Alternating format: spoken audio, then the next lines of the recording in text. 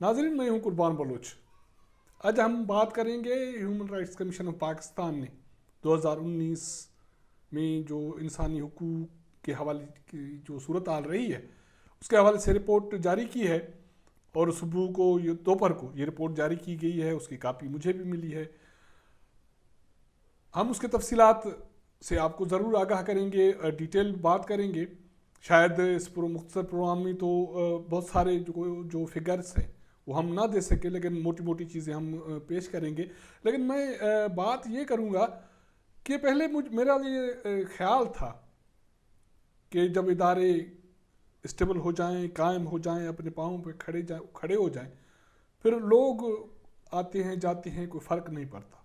लेकिन अब मैं उसको शायद रिव्यू करने जा रहा हूँ, क्योंकि आज मैंने जो रिपोर्ट देखी है HRSP की, वो टॉक ऑफ टाउन नहीं है। उसमें कोई सुबह एक दो टिकर्स चले, कोई बात चली, कोई बात नहीं हो रही। HRSP का एक दौर था जब मरहूम मोहतरमा आसमा जहांगीर होती थी उसकी सरबराह, तो क्या बात होती।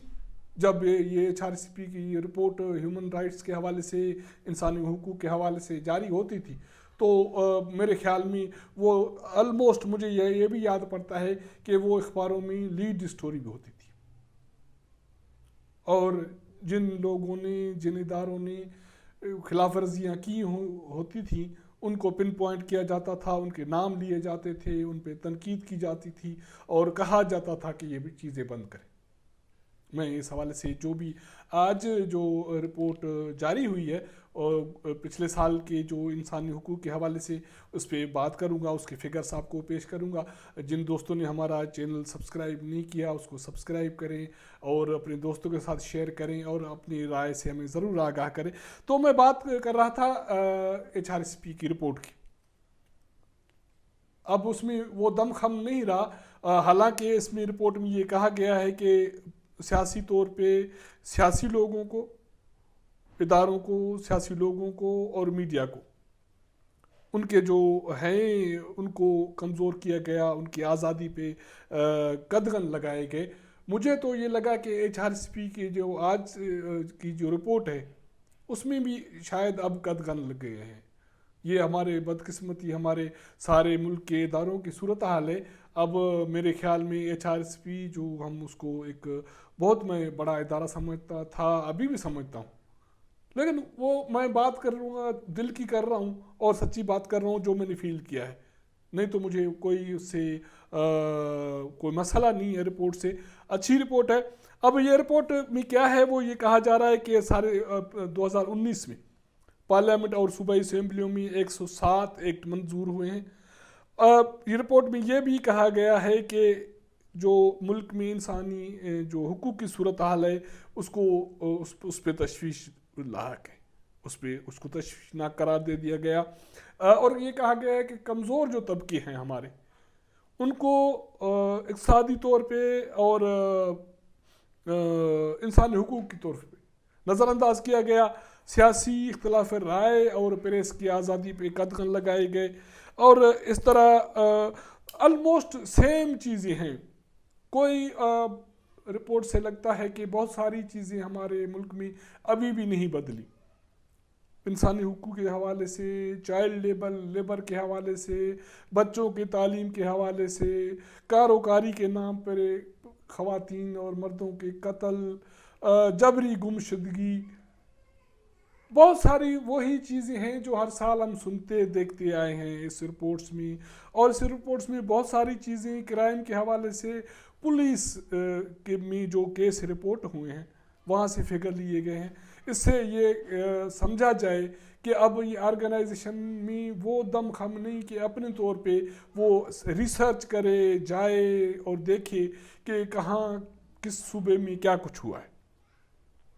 तो इसलिए मैंने ये बात पहले भी की।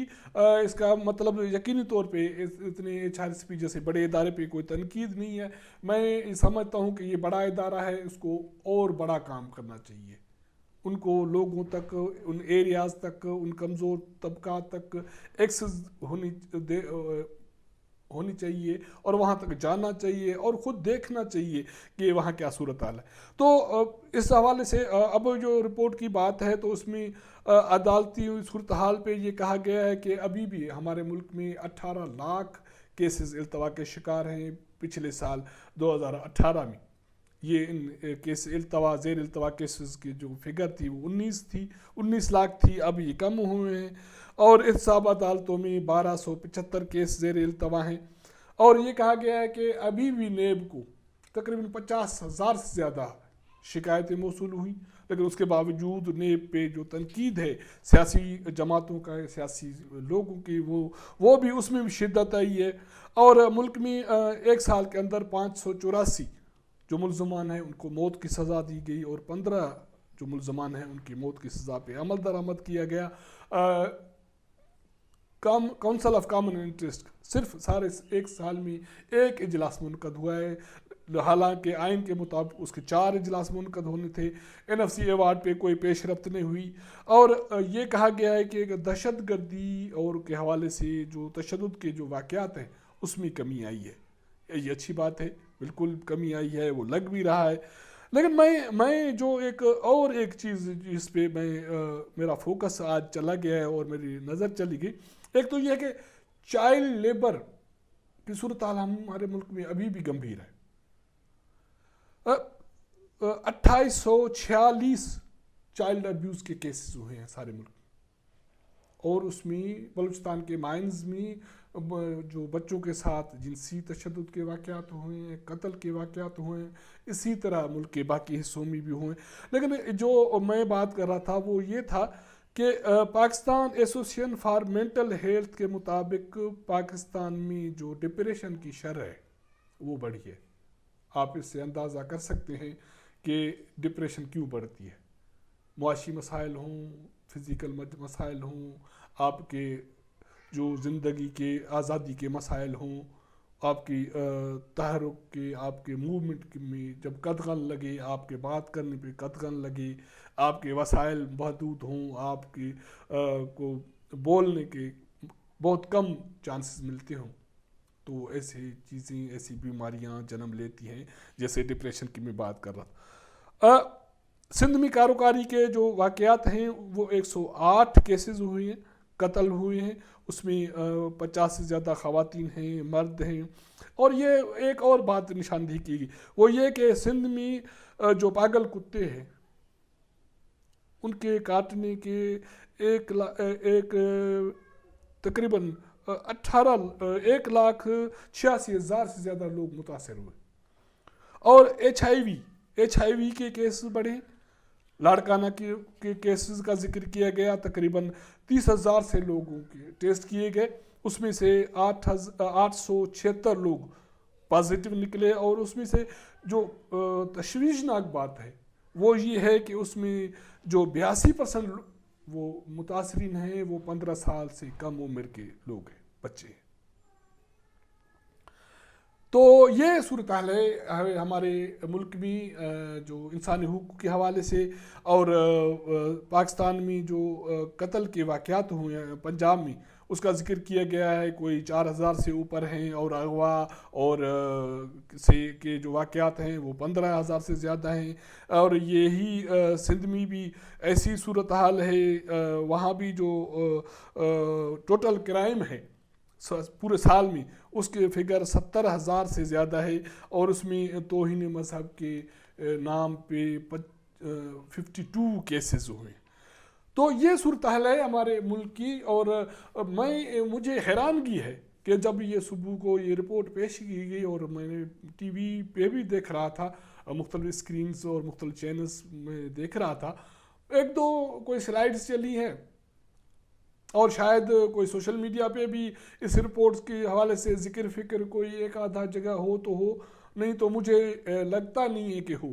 کیونکہ جو میں اب دیکھ رہا ہوں، کافی عرصے سے سوشل میڈیا کر رہا ہوں، یوٹیوب چینل کر رہا ہوں عوام تک، اور کوشش کر رہا ہوں کہ لوگوں تک اپنی بات پہنچاؤں اور اپنے مہمان جو ہمارے ہیں ان کی بات پہنچاؤں.